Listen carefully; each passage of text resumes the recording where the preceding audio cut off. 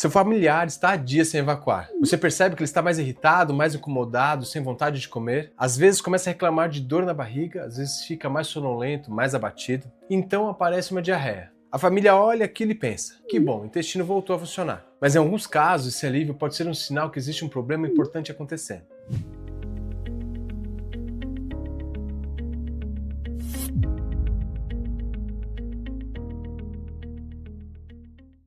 Meu nome é Adriano Durães, eu sou técnico de enfermagem e há mais de 20 anos dedico a minha vida ao atendimento domiciliar, o famoso home care. Meu nome é Fernando Kaufmann, eu sou médico clínico e eu ajudei a cuidar dos meus avós até seus 94 anos. E esta é a Academia do Home Care, o seu guia no cuidado domiciliar. Uma coisa que eu aprendi ao longo dos anos no atendimento domiciliar é que nem sempre o problema aparece de forma que a gente espera. Muitas vezes a família observa que o paciente está diferente, mais quieto, mais desconfortável, sem apetite, mais confuso, e começa a procurar explicações para tudo isso. Mas às vezes a causa está em um lugar que quase ninguém imagina, o intestino. Quando as fezes permanecem muito tempo dentro do intestino, elas vão perdendo água e ficando cada vez mais secas e duras, até formar uma massa que o organismo tem dificuldade de eliminar. Isso é o que chamamos de fecaloma.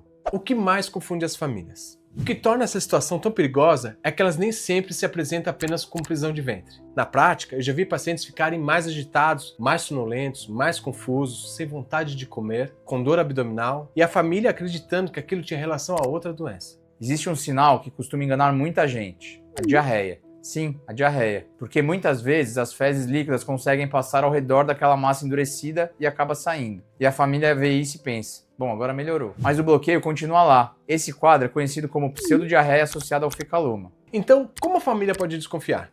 Se o paciente passou vários dias sem evacuar e depois apresentou um episódio de diarreia, vale a pena acender um sinal de alerta. Principalmente se ele continuar desconfortável ou apresentar outros sinais. Quem está mais em risco? Existem alguns pacientes que merecem atenção especial. Pacientes acamados, pacientes que caminham pouco, pacientes que ingerem pouca água, pacientes que se alimentam mal e também aqueles que usam determinados medicamentos. Por exemplo, alguns analgésicos mais fortes. Todos eles podem favorecer a constipação intestinal. Por isso, eu sempre oriento as famílias a observarem e registrarem as evacuações. Não precisa ser nada complicado. Pode ser um caderno, uma folha presa na geladeira, uma anotação no celular. Muitas famílias sabem exatamente qual medicamento foi dado. Sabe a pressão, sabe a glicemia, mas quando alguém pergunta quando foi a última evacuação, ninguém sabe responder. E essa informação pode fazer muita diferença no cuidado. E sabe qual é o erro mais comum que eu vejo? Esperar. Esperar que amanhã melhore sozinho. Esperar que o intestino volte a funcionar. Esperar que o desconforto passe. Enquanto isso, o paciente continua sofrendo. E o problema continua evoluindo. Quando o fecaloma se torna mais avançado, muitas vezes não é possível resolver apenas com medidas simples. Em alguns casos, pode ser necessários procedimentos específicos para a retirada daquela massa endurecida. Por isso, o diagnóstico precoce faz tanta diferença. Quanto antes o problema é identificado, mais simples costuma ser a abordagem. Se você chegou até aqui, salve esse vídeo, porque essa é uma informação que muitas famílias só descobrem depois que o problema já aconteceu. Sinais de alerta. Alguns sinais merecem avaliação médica. Vários dias sem evacuar, dor abdominal, barriga distendida, náuseas, vômitos, perda de apetite, agitação sem explicação, confusão mental. E principalmente, episódios de diarreia após vários dias de constipação. Se você perceber uma combinação desses sinais, procure orientação médica. Não espere o quadro piorar para buscar ajuda. Quando falamos sobre intestino, muita gente pensa que estamos falando apenas de um detalhe. Mas para um paciente idoso, frágil e acamado, raramente é só isso. Estamos falando de desconforto, de alimentação, de disposição, de qualidade de vida.